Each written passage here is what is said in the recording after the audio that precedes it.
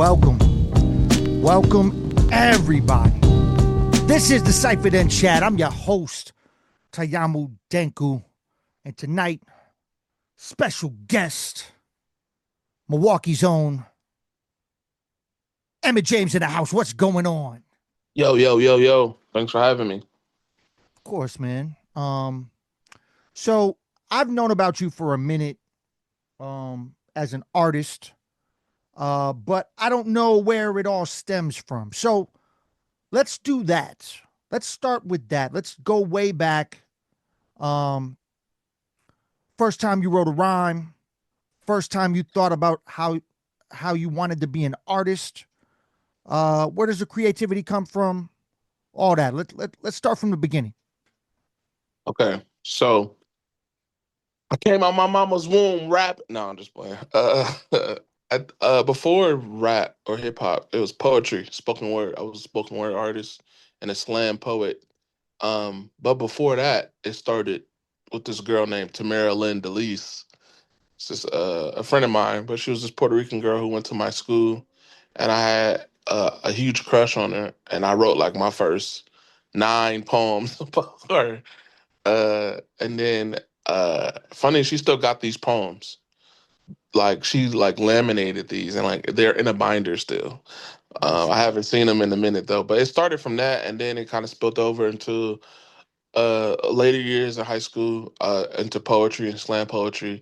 And then I started to mix. My very first mixtape or project was called Broke But Not Broken, and it was half and half. It was half music, half poetry. Um, so yeah, that's kind of where it started in high school.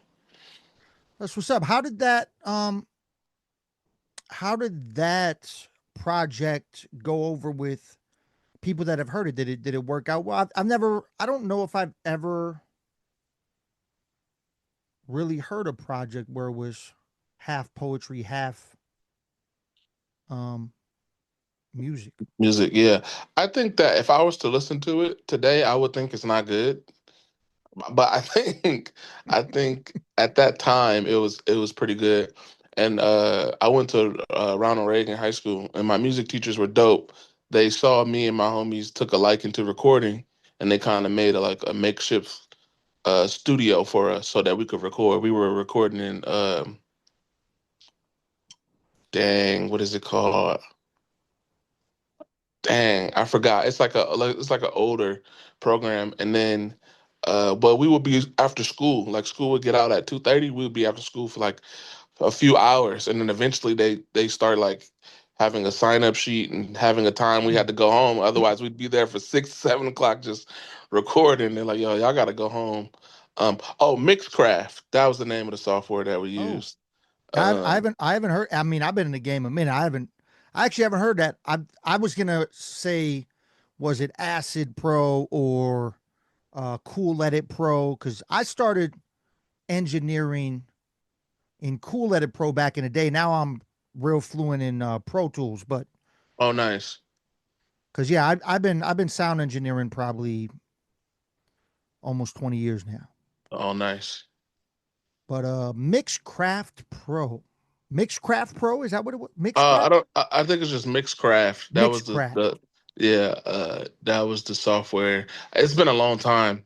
That was like 2010, 2011. Hmm. I don't even know if it still exists, but I remember our teachers was our music teacher. He's like, showed us how to use it, and like I said, made a little makeshift studio for us, and then that's how I got started. But it wasn't until I went to college where I was like starting to take it a little bit more seriously. Meaning, like I was paying for studio time, paying for beats here and there. Yeah. Um, so yeah, Yeah, I haven't paid for studio time since I was with my hip hop group that I was down with called Wastelands back in the day.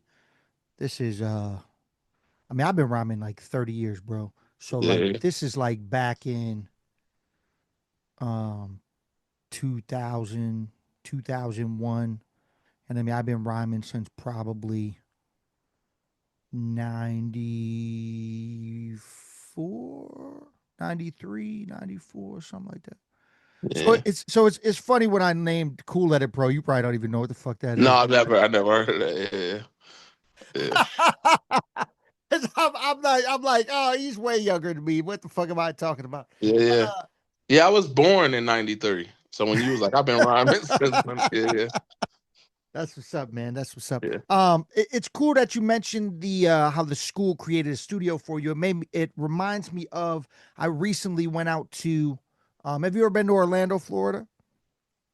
Nah, not Orlando. So Orlando's public library has an entire um media place where you can basically just use full professional studios to create music videos, create Oh, that's fire. songs, learn to engineer, like, and it's like a full blown like professional studio. It's pretty crazy, and you could just go in there and rent out blocks of time and not even not have to pay for it. You just need a library card.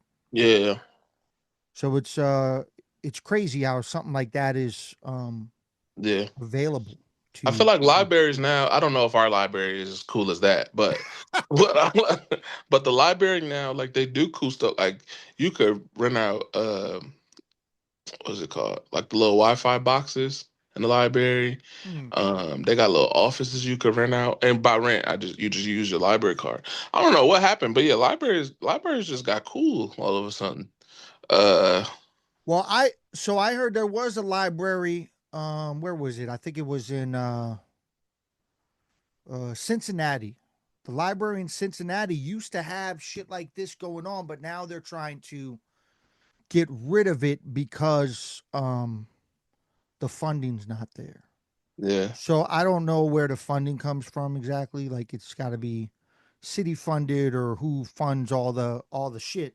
Obviously, there's a lot of money on Orlando, so yeah, I mean it's a very rich town. Well, their downtown is rich. I mean, I've seen some, every city has a hood, man. So, but their downtown is rich as fuck. Like it yeah, looks rich as fuck. yeah. But Orlando, is that where Full Sail is, or is that Miami? no, it is in Orlando, I believe. Okay, Yes. Um, yeah, I was gonna go there, but it's mom wasn't. expensive, huh? My mom wasn't having it. She was Mhm. like, yeah, I don't think you should. If you're gonna go to college, don't go for that. But now they're more supportive. They see more of what I'm doing and they're more supportive. Has your family always been supportive of your artistic movements? Yeah, it's funny because like my parents, they are, but not in the like give me money funded kind of way because they didn't never have money to put into it. But in the I believe you could do whatever you put your mind to kind of way. Hmm. Like if I ever want to do something, they never said like you can't or you shouldn't or that's a waste of time. They just kind of they supported it in the way that they on the level that they could. Yeah.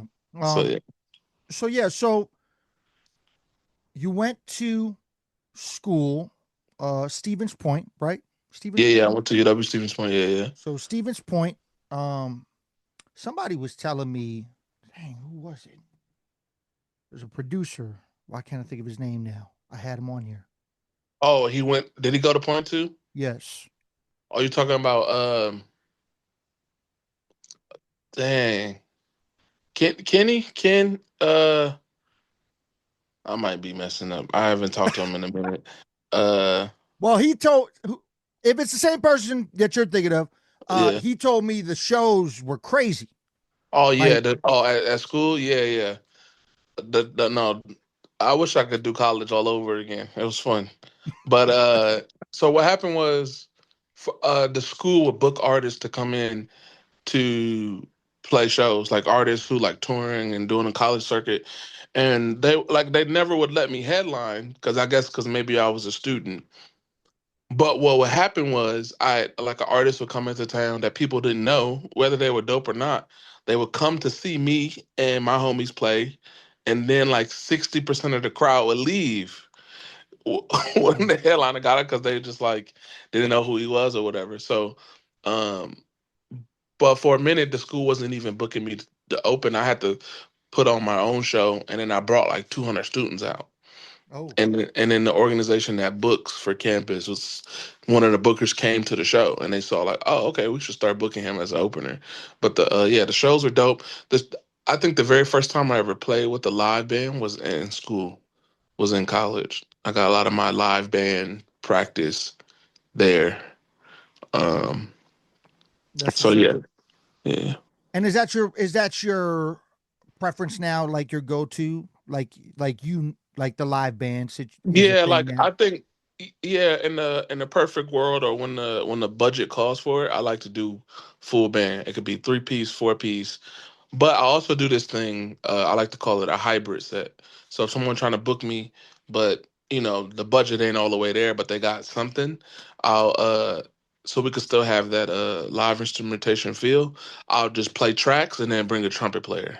So that way Mm. we still got live instruments, but I don't gotta pay 3 or 4 people. And so, or I'll do tracks in violin, or I've done tracks in keys. Just that way you still have that interactive live element. And so people usually enjoy that too, and it's like a little cheaper as a booker. It's like, hey, it don't cost the same amount as a full band. So I do track sets too. I enjoy playing in all forms, but my favorite, live band for sure. I feel that. Speaking of the hybrid, you recently just did that, right? Summer solstice. You had the trumpet player up there. I saw a Yeah, picture. yeah. I had my homie Don on trumpet. Yeah, this past weekend we did a show, a Juneteenth celebration in Green Bay, and then later that evening we had a 7 p.m. slot at Summer Solstice. So yeah, it was cool.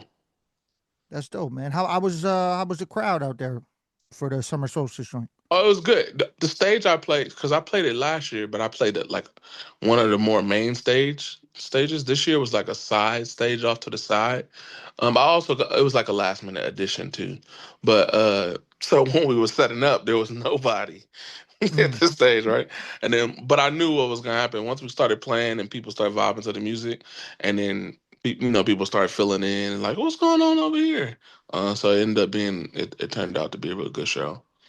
Street festivals are always dope. There's some people there for you. There's some people who have no idea who you are, but they're there giving you a chance, and then if they like it, they stay. Street festivals are usually dope. What's your favorite one you ever did? In Milwaukee, Yeah, um,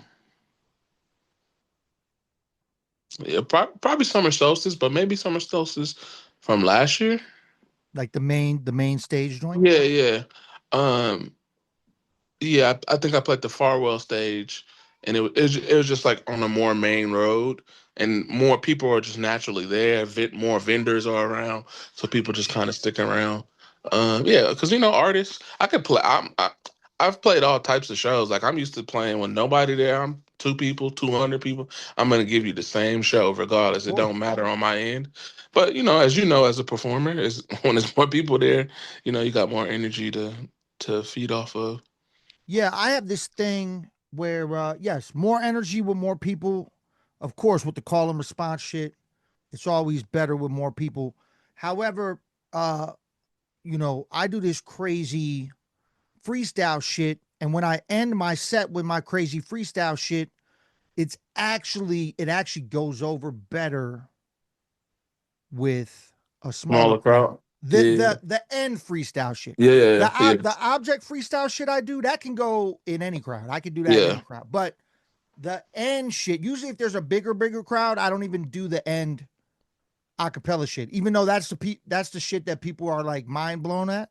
yeah, yeah, yeah, Um, because I do like the well, you were at, I don't know if I did at that show that you were at Last Rites, but I'll grab words from the crowd, 10 to 15 words, yeah. remember them all in order that they gave them to me, acapella freestyle all the words in the order they gave them to me, and then I'll throw a beat on, and then I'll do them in the reverse order.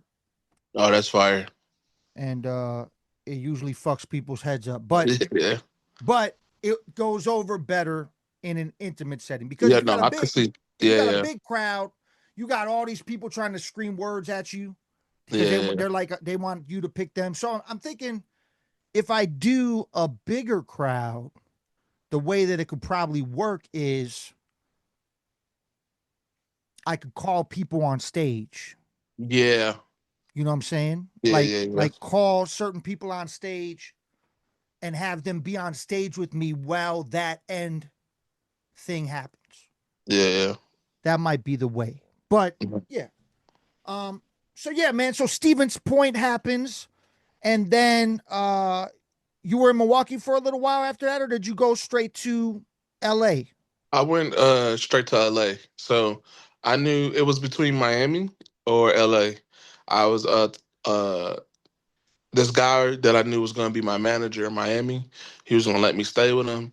But the thing about my degree, so I got a BA in arts management. So for my to fulfill my degree requirement for your last semester, you have to go and work in the field, some field in art, and it can't be in Wisconsin. It got to be outside of the state.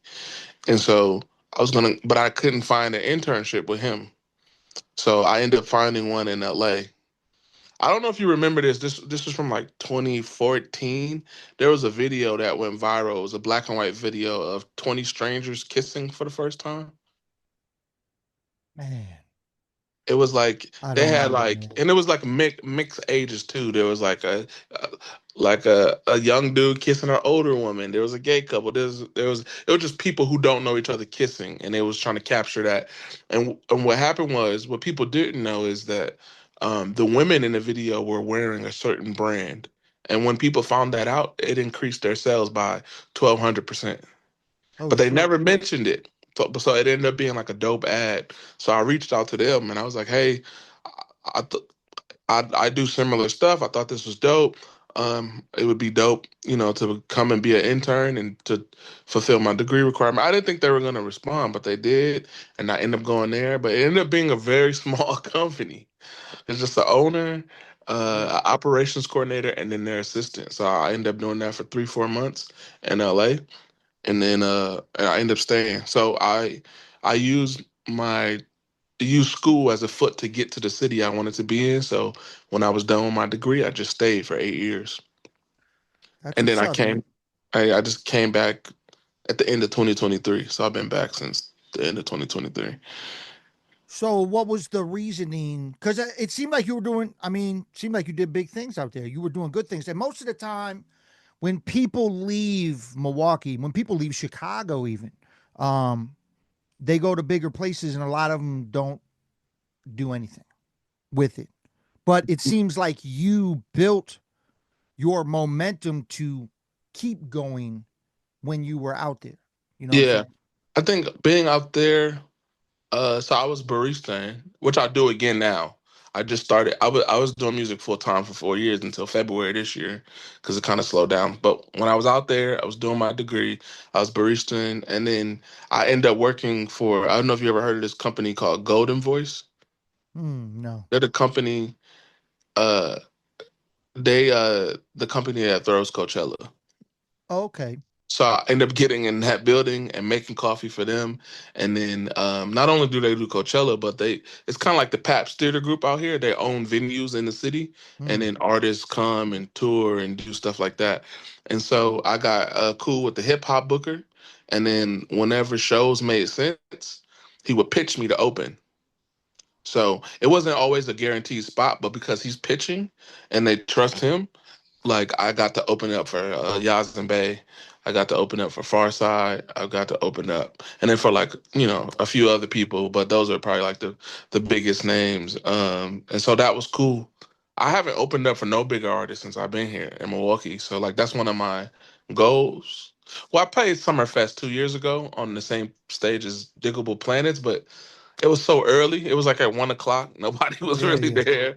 So it was a weird feeling because it was like, dang, this is one of my goals to play Summerfest, but like nobody was here because it's so early. So, but no, yeah, it was going good there. The thing was in 2020 is when I quit my job and I was doing music full time. But uh, Man, bro, that's a rough time. That's pandemic no, seasons, man. yeah, yeah, yeah. My original plan was to quit August 2020. But then the pandemic started March 2020. So it pushed my plan back to December. And then, a lot of people was getting unemployment. I wasn't getting it right away. So but then it finally kicked in, and then that helped me save a little bit. So I quit, and then at the end of 2022, going into 23, I was like, yo, I can't stay here because like I'm doing music full time, but on a very independent level. Like Hmm. I gotta be somewhere that's less expensive. And so when I thought about it, I was like, why not go back to Milwaukee where I'm from? And I got nieces and nephews out here I don't really get to see. So then that's when I decided to make that move back here so that I could continue to, because I don't have no children, I was able to continue to be selfish and be like, yo, I want to milk this for as long as I can. So I was able to do it for 2 more years. And then last year, got rough, man. Last year was rough. And I knew I should have went back to work, but I was being stubborn about it. Um, until Well, now. that's every artist's real Yeah. dream as an independent artist is to be able to do music full time. I've always wanted to be able to do it full time. It's just, um, it's hard, man. It's Yeah. definitely a hard thing to do. So it's dope that you even were able to do it for that amount of time, and I'm sure you're gonna try to move forward and get back to that. Yeah, yeah, for sure. I don't want to quit prematurely. So like what I'm trying to do is be smart. What I do now though is still pretty cool. Like I'm a barista, but I'm a backstage barista. So like I make Hmm. coffee for the green room. So the artist that's touring and playing Turner Hall, Paps, Riverside, I'm in the green room making coffee for them. So like I'm still like in the music arena, but being there just reminds me how much I want to be doing it again because it's like Yeah. seeing them load in and sound check. It reminds me of how much I miss doing it for a living. But I'm getting my plan back into place, so I can't. I just don't want to you know be stubborn again. I will save and do it the right way. Yeah, you had mentioned you opened for Yasin Bey out in LA. Did you is he one of the artists where you opened for him and then you got to like kick it with him, or was he not even in the venue until he went on? So a sound check, I was there mad earlier hoping that I could meet him, but he wasn't even at the sound check. His Hmm. DJ sound checked for him. Now after the show, I probably could have met him, and my homie who booked the show, he was encouraging me to stay. But I have this thing where like at the time I was still working, I have this Yeah. thing where it's like I don't like being out late. Like I just don't. Like I'd rather be at home. I got work in the morning. I feel it. Uh uh so and when you're in a bigger venue, not that this was a crazy big venue, it was like 2,200 people, but like when it's time to leave, I don't want to be leaving when all 2,000 people leaving at once. Yeah. So normally what I do is when it starts to feel like the end, last couple songs, I start heading out. So I don't got to deal with that traffic and so. But it's something I regret. I wish I would have stayed and like got to chop it up with him and stuff. Yeah. Yeah, yeah. I mean, I definitely would have been dope. It's funny you had mentioned you don't like to be out late. I don't really like to be out late. I'm used to it because I've been doing hip hop shows since hip hop shows used to be mad late, but Yeah. now it's more they end earlier now. But it's funny.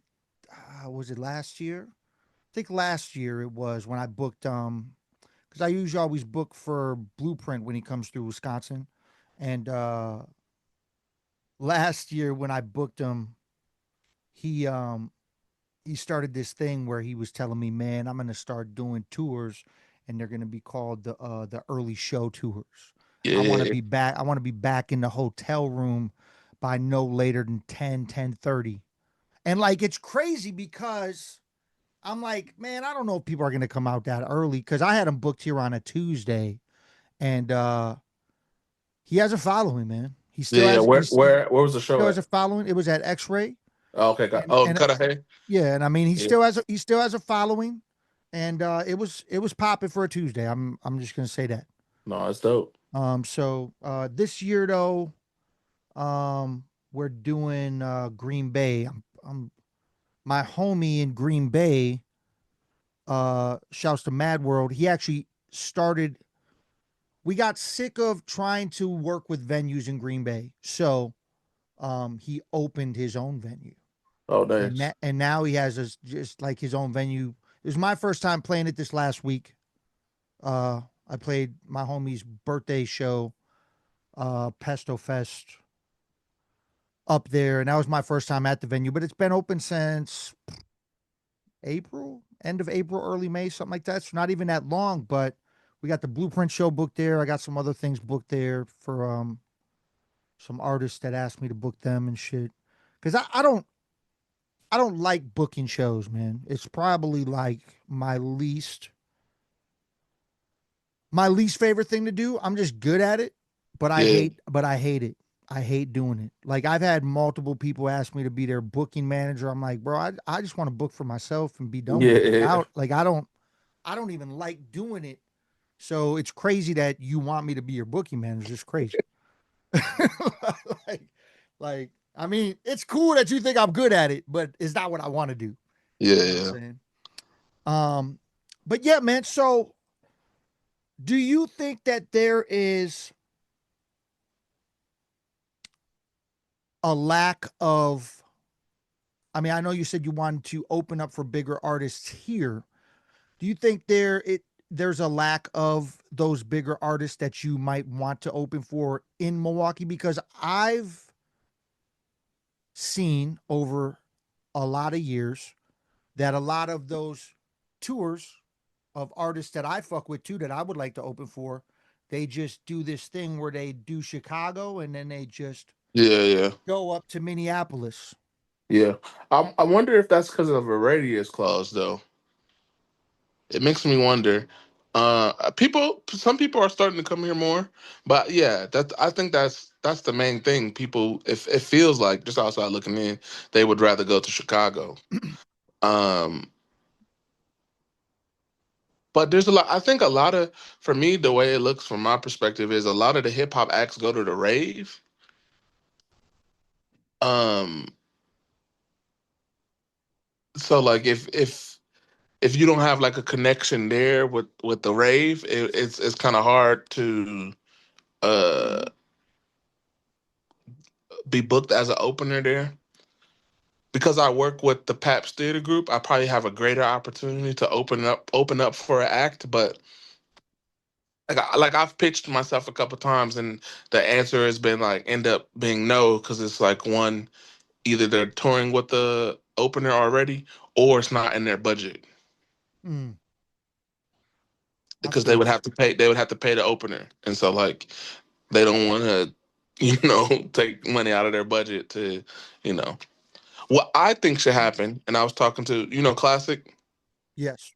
I was talking to the homie Classic, and we're working on a proposal that we kind of want to pitch. That, like, for example, if we pitched it for Pap Theater Group, it's like, hey, we should come up with a program that, like, when you have artists come in to tour, they don't necessarily have a say about having a local opener, but maybe they get to pick who it is. Because Paps could be like, hey, we got a program where we like to support our local artists here. Here's three artists we think will complement your sound.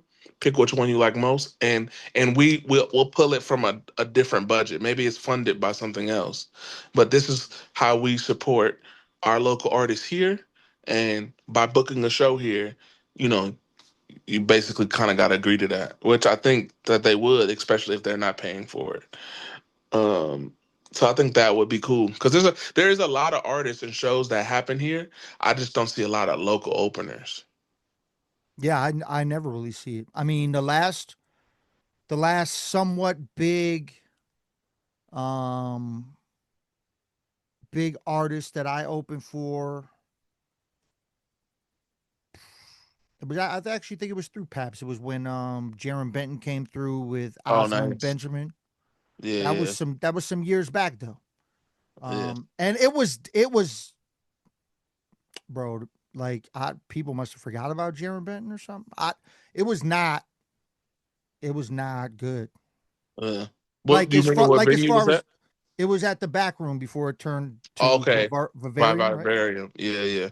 Got you. Yeah, so it just wasn't. I mean, I was super excited about it. You know what I'm saying? Plus, I Yeah, have a song with like Oswin, like yeah, yeah. it was cool to like chop it up with him. Um, and then Jaron, I always thought was dope, so it was cool to do. But like, does Milwaukee not know about Jaron Benton? Yeah, yeah. I don't know because I heard he used to sell out in Madison. Yeah, yeah. So I guess I don't really know. That might be a part of it too. Like, do they have, which they should have the analytics for themselves, but like, uh, because that happens with Paps venues too, like with comedians, a comedian, a book, a venue, and then they'll have to go to a smaller venue because let's say they was at Miller High Life, that's like 4,000 people, but they only it's a week away and they only sold 800 tickets. All right, Yeah. now we got to put you in this because we got to put you in this. So like, I think sometimes. Um, that might be the issue too, like not really like tapping in because it's not to depending on who you are, it's not enough just to post that you come into that city. You kind of got to do a little bit of legwork. You kind of got to tap in with the scene a little bit, maybe run some ads, um and then maybe not make a big gamble, which the back room is not a big gamble. Like that's probably like 200, 300 venue at the time. Which if even if you do half of that, it looks good.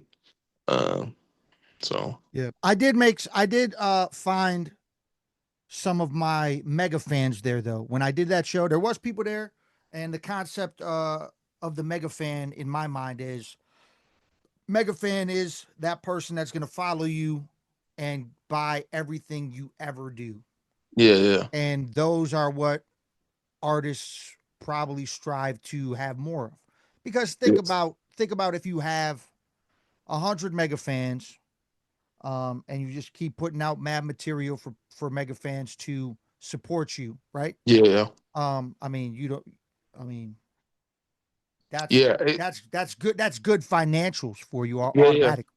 It don't even take. I'm pretty sure you heard of that theory. 1,000 true fans. Yeah, Yeah, it don't take a lot of people to like. Yeah, like you said, even if 100 people gave you $50 a month, I don't know what that math is. Was it $5,000 or something? I don't know. But like that would be making $5,000 a month off of music. It's yeah, fire to me, it and is. that's why I was able to do music full time. Because when I looked at it, I was like, a lot of times people think about doing what they love for a living.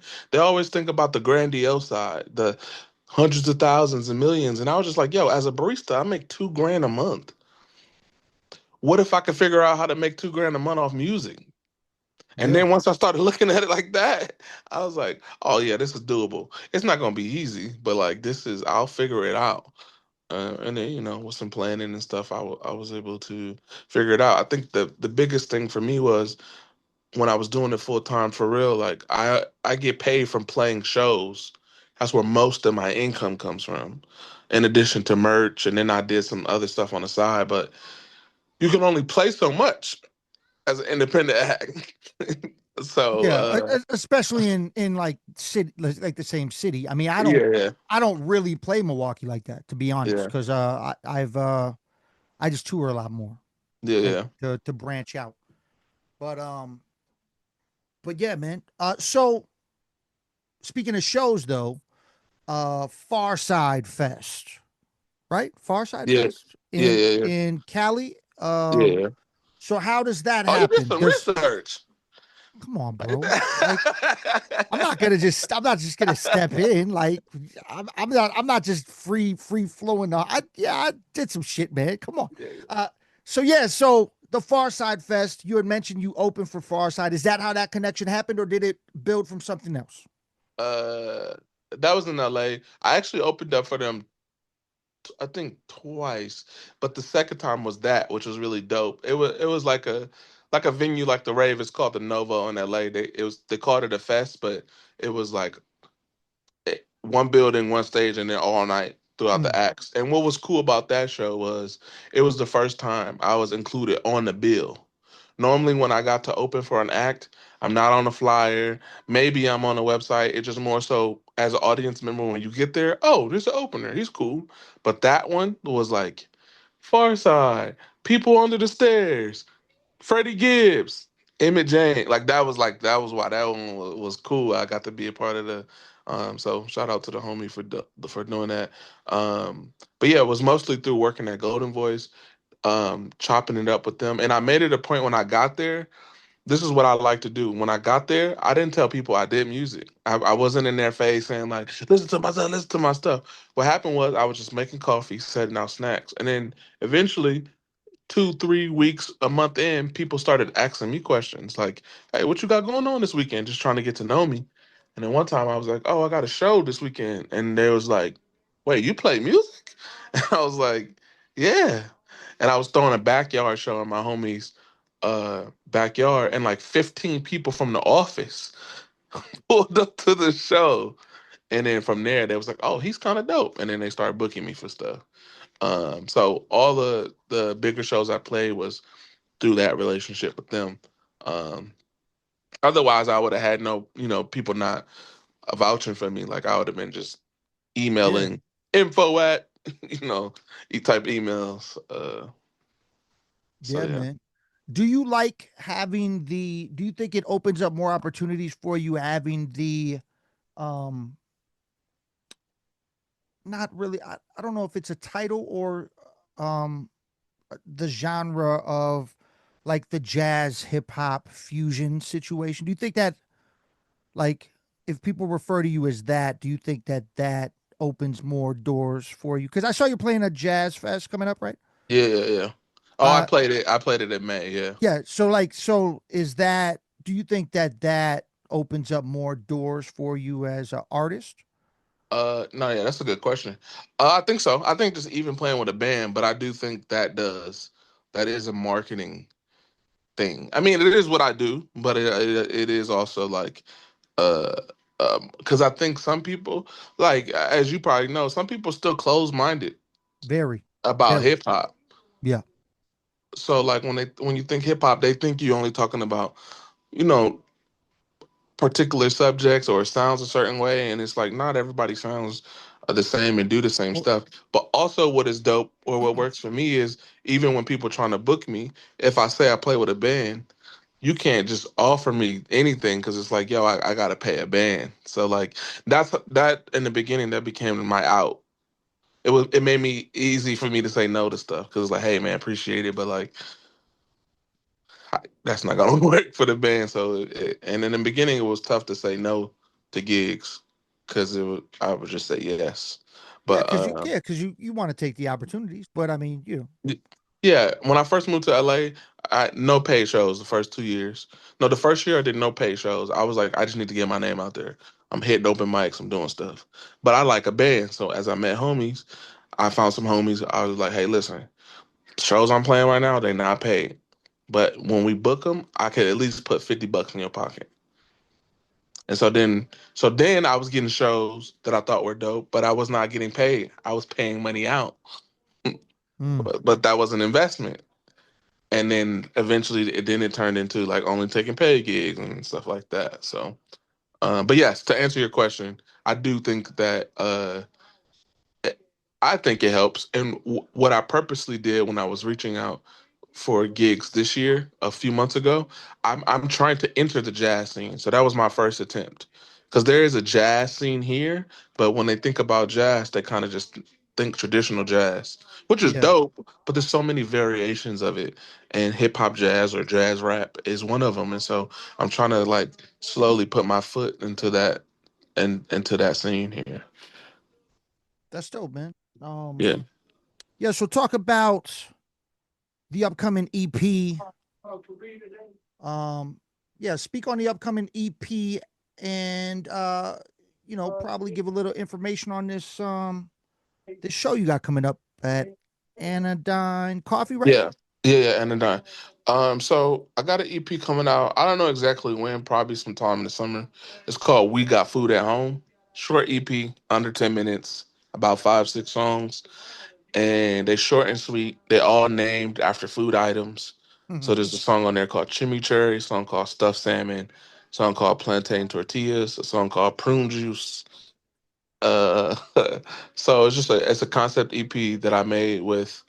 Um, my friend who worked at the coffee shop I was working at. At the time, he was my boss, but Okay. he just quit and got a big boy job. So, but yeah, he told me he make beats, And I was like, all right, send them to me. And he sent them, and they was fire. And I was like, oh yeah, we finna make an EP. And so that's kind of how that came about. The show on Friday or Sunday, June 22nd at Anodyne, is me playing that EP early. So the EP is not out. There's a single out called Jerk and Turf. Um, but the EP is not out yet, and I was like, it would be cool to do a pre-release show. I feel like I always see people do. I'm pretty sure people have done it before. I just never seen it, but a lot of people do release shows, and I was like, it'd be dope to do a pre-release show. It's like the first time you actually hearing all this music in its entirety is with a live band. And so, and I like doing that when I play shows too. If I'm trying to like just see how people feeling about a song, I'll before I put it out, I'll play it live just to get the vibe and see how people, feeling about the music. So Yeah, man. yeah, Well, that's dope, man. Yeah. Look forward to hearing that. yeah, Are you I had asked a question on the last podcast I did, and I'm curious on your outlook on it. Especially speaking that you got an EP coming out. You've done music for some years. Do you think physical music merch is needed in today's world? Or do you think it's more clothing or whatever, like different creative merchandise? Do you think actual music merch is still needed today? yeah. I think people who really like music or in your music as an artist, they'll buy it, and it's the most common thing that people buy is like CDs and T-shirts at shows. What I like to do is pair music with something a little bit more outside of the box. So Hmm. if I sell, for example, in 2020, I think it was, or 2021, I made an EP called Cornbread, Collard Greens, and Backshots. And so I made my own sweet potato chips um, Oh, dope.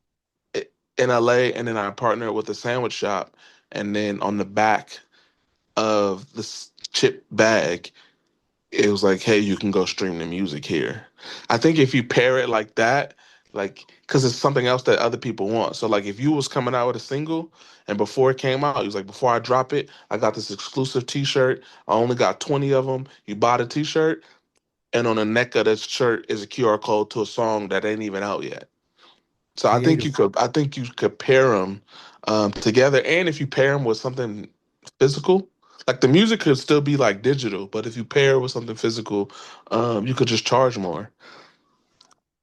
I might not charge you $30 to download something, but I could charge you $30 for a shirt that comes with a download, stuff like that. But yeah, I think physical merch is just um, I like physical merch, whether it's music or whether it's something that's not music related, but still points back to the music. So all the funky creative ideas I do ultimately is to point people back to the music. Why did you make a jerk dry rub?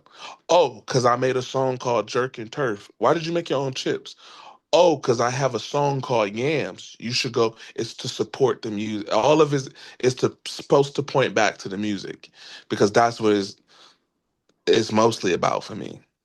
So That's dope, man. I love the creative outlook you have. Clearly, I mean, the schooling, obviously, probably, well, you probably just had creative ideas in general, but the schooling probably helped you with the, I mean, you have some of the most creative ideas thank you, thank you. to get people to pay attention to you and your music. I Yeah. think from on the outside looking in. Like my homie Carnage, Carnage the Executioner, Terrell X, he's very good at it too. He definitely does it. But yet I think you might even take it a step further. Like I saw him one time. He did he did his album Ravenous, and with his Ravenous album, the vinyl came in a pizza box with the Fire. pizza cutter, that had his brand on it. Yeah, yeah, yeah, You know what I'm saying? So like he does creative stuff like that too. yeah, yeah. Um, so I love it, man. I mean, I'm more traditional. I'm trying to get on my creative merch shit, but I mean, I got mad shirts, I got mad designs, I got, Yeah, yeah. you know, I got That's the stuff that really sells though at shows. People yeah, buying shirts. So yeah, like, uh, yeah, man. So I don't want to keep you too much longer, man, but let's do well, first tell everybody where they can find you. If they're looking. I saw you got a website, but yeah, yeah. tell everybody. Uh, yeah. The two best places, honestly, Instagram is probably the best place, and then everything you can kind of access from there. So on Instagram, you can follow me at Emmitt Emmitt_James. And then there you'll see shows, music, merchandise. Or you could go straight to emmittjames.com, Emmitt James.com, and you tickets to shows, buy merch. But yeah, Instagram is usually the most up to date with what I'm doing. All right, man. There's that. And I want to end with two questions. One of them is funny, uh, kind of funny, just because I'm curious on it because you've been in LA for 8 years and you're from Milwaukee, right? Yeah, From yeah, Milwaukee. born and raised. Yeah. Yeah. Born and raised in Milwaukee. So tell me a food spot in Milwaukee that might stand out better than a food spot in LA. Yeah, I think that. You know Yes. why that's tough is because it's funny because now that I've moved back here, sometimes I feel like I'm from here, I know streets and stuff like that, but I haven't like really ventured off like I need to here. Like if you ask me, what's your favorite spot in LA? I can tell you my favorite sandwich shop. I can tell you my favorite restaurant. I can tell you my when it comes to coffee, I can tell you my favorite coffee shop here. But food, that's something that I've been trying to work on and try new things. So I could be, uh, yeah. Because I mean Milwaukee has a very crazy food selection. No, it It does, just keeps growing. and it's mad diverse. Oh, actually, you know what? I'm tripping. So I've been into Jamaican food really lately in the last 2 years. So I'll tell you my three top Jamaican or Caribbean spots. Um, and I'll tell you in the order. Mobay Cafe and Walker's Point. Then it's Upper Yard on Fond du Lac. Uh, be prepared to wait for an hour, but it's worth it. And then there's Pepper Pot on MLK. I think there's two of them, but Pepper Pot on MLK is dope. Those are my That's what's up, man. yeah. And my last question before I let you out of here. You're still a younger artist yourself. What would you tell a brand new artist up and coming uh as far as advice to give them to move forward in this artist world? Yeah, just keep practicing. Keep getting better and don't be afraid to like promote yourself. I think sometimes as artists would be like, I don't want to do like, even if you got to find creative ways to promote, but you should be, constantly uh, promoting yourself and be proud of the music you make. I think sometimes a lot of artists will spend money on studio time, buying beats, all this type of stuff, paying artists to make cover art, and then you just post about it the first 2 weeks, and then that's it. And it's like, nah, bro, you gotta Yeah. and I get it because it's like you don't want to every day be like, listen to my music, listen to my music, listen. So it is on you to figure out creative ways, within reason, with your budget and stuff like that, to figure out how to get people to listen to the music. But be continue to first of all continue to practice and get good at it. Because if it's whack, none of this shit matters. So, I feel but it, man. yeah, and but then after that, yeah, like be proud of the music you make, and you don't got to be that person that's annoying. Like that's all you do is talk about your music, but be proud of it, and and so yeah. Yeah, man. Well, this has been great, man. I appreciate you being a guest. on the podcast. Yeah, man, this has been CyphaDen Chat, presented by CyphaDen Music, where we inspire even those higher. And remember to never stop chasing your dreams, because you would never know what you are fully capable of. I'm your host, Tayamu Denko, and tonight we had special guest Emmitt James in the motherfucking house. Thanks for having me. Make sure you go check that music. Make sure you pop out to Anodyne Coffee this weekend. Catch the shows. Stay up on the Instagram so you can see all the up and coming. And yeah, until next time, man. I'll catch you. Peace. And thank you again, bro. Thank you. All right. Appreciate you.